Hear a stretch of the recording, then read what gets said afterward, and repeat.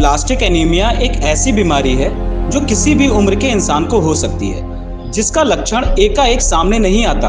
अगर इसे ज्यादा दिनों तक इग्नोर किया गया तो इसका परिणाम गंभीर भी हो सकता है और इससे मौत तक हो सकती है। इन्हीं सब मुद्दों पर मेदांता हॉस्पिटल के डॉक्टर ने लाइव इंडिया टीम के दर्शकों को जानकारी दी है। देखिए रिपोर्ट। तो ये प्लास्टिक एनीमिया का मतलब एक बहुत ही ख़राब बीमारी होती है जिसमें कि अस्थि मज्जा यानी कि बोन मैरो जो जहाँ पे खून का प्रोडक्शन होता है वह पूर्णतः सूख जाता है। अतः हमारे ब्लड में, जैसा कि आप लोग जानते होंगे कि लाल रक्तकण, श्वेत रक्तकण एवं प्लेटलेट होते हैं, 3 कंपोनेंट से बनता है। तो इस बीमारी में तीनों सेल लाइंस प्रभावित होती हैं और लाल खून भी बनना बंद हो जाता है, WBC काउंट बननी बंद हो जाती हैं एवं प्लेटलेट्स भी बननी बंद हो जाती हैं। इस कारणवश इन मरीज़ों को बार बार ब्लड चढ़वाने की आवश्यकता पड़ती है। बहुत ज़्यादा इन्फेक्शन का रिस्क होता है, बार बार इनको हाई ग्रेड फीवर तथा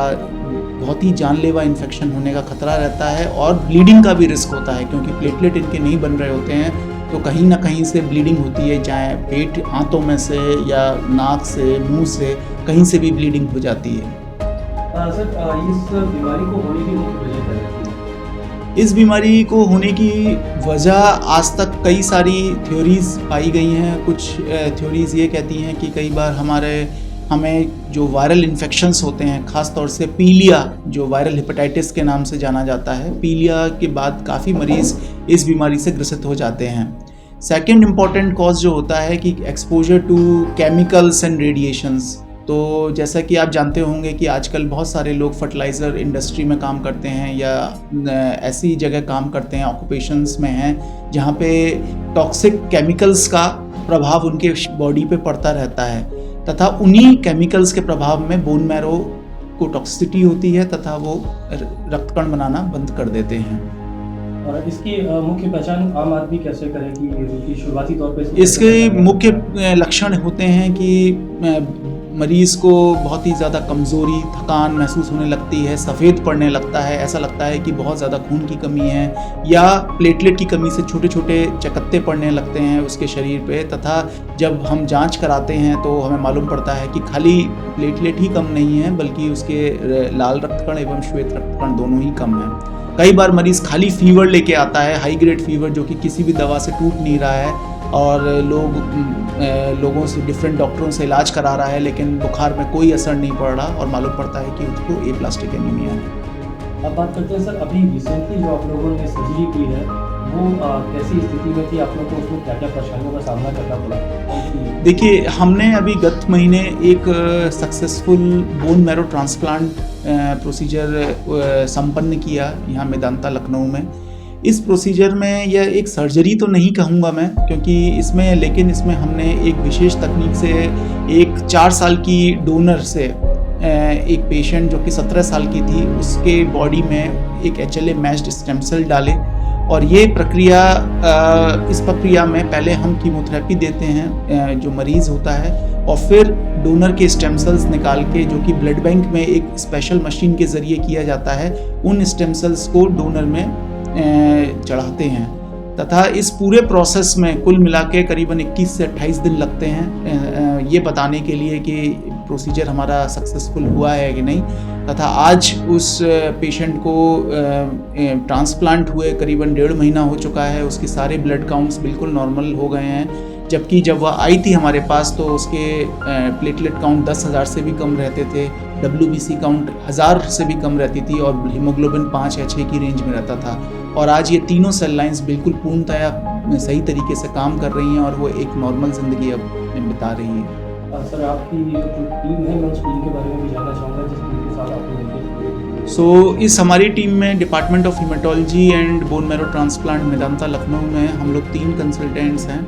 मैं doctor Anshul and doctor Dipankar Bhattacharya और डॉक्टर पुनीता पवेचा। तो हम लोग तीनों की टीम है, तीनों कंसल्टेंट्स काफ़ी अनुभवी हैं बोन मैरो ट्रांसप्लांट तकनीक में को करने में। और जैसा कि आप जानते होंगे कि मैं पहले PGI में कार्यरत था यहाँ आने से पहले, और PGI में मैंने बोन मैरो ट्रांसप्लांट प्रोग्राम चालू कराया था। तो उसी चीज़ को मैं अब यहाँ पे एक सफलतापूर्वक संपन्न करना चाहता हूं कि क्योंकि हमारे ईस्टर्न पूर्वी उत्तर प्रदेश में कोई भी अस्पताल यह सुविधा प्रदान नहीं कर पा रहा मरीज़ों को, और सारे मरीज़ों को दिल्ली और NCR एरिया में जाना पड़ता है इस प्रोसीजर को कराने। तो मुझे लगता है कि एक मरीज़ के लिए बहुत ही सुविधाजनक होता है कि उसके घर के पास ही एक सुविधा हो जहाँ पे वो बहुत ही अफोर्डेबल कॉस्ट में ट्रांसप्लांट करा पाए। सबसे आखिरी सवाल आपसे पूछना चाहूँगा सर कि अभी तक में आपने कई सर्जरियाँ की होंगी, इस सर्जरी में जो भी मुख्य समस्याएं हैं और जो हमारे दर्शक हैं उन लोगों के लिए एक संदेश ऐसा दीजिए कि कैसे वो इस बीमारी से बचें। देखिए, समस्याएं तो बोन मैरो ट्रांसप्लांट एक जटिल प्रोसीजर होता है जो कि हर अस्पताल में संपन्न नहीं किया जा सकता, उसके लिए बहुत सारा इंफ्रास्ट्रक्चर लगता है।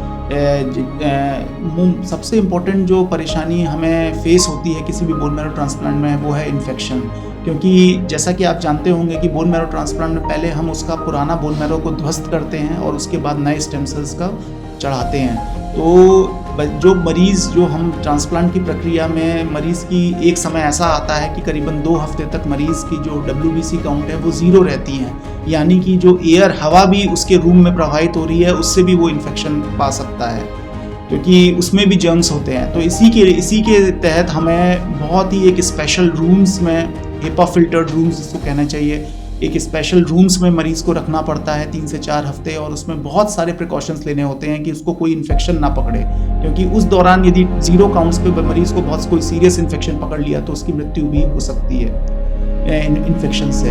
तो बोन मैरो ट्रांसप्लांट सफल हुए बिना मरीज़ की मृत्यु हो जाती है। तो ये सबसे बड़ा चैलेंज तो हमारे ट्रांसप्लांट प्रोग्राम में यही होता है। सेकंड होता है ग्राफ्ट वर्सेस होस्ट डिसीज़, यानी कि जो डोनर के सेल्स हैं जो हमने उसकी बॉडी में, मरीज़ की बॉडी में डाले हैं, वो अपनी क्षमता से 5 गुना ज़्यादा काम करना शुरू कर दें और रेसिपिएंट की बॉडी को नुकसान पहुंचाना शुरू कर दें, जैसे कि इसमें पीलिया हो सकता है, लूज मोशन लग सकते हैं, स्किन चमड़ी लाल हो सकती है।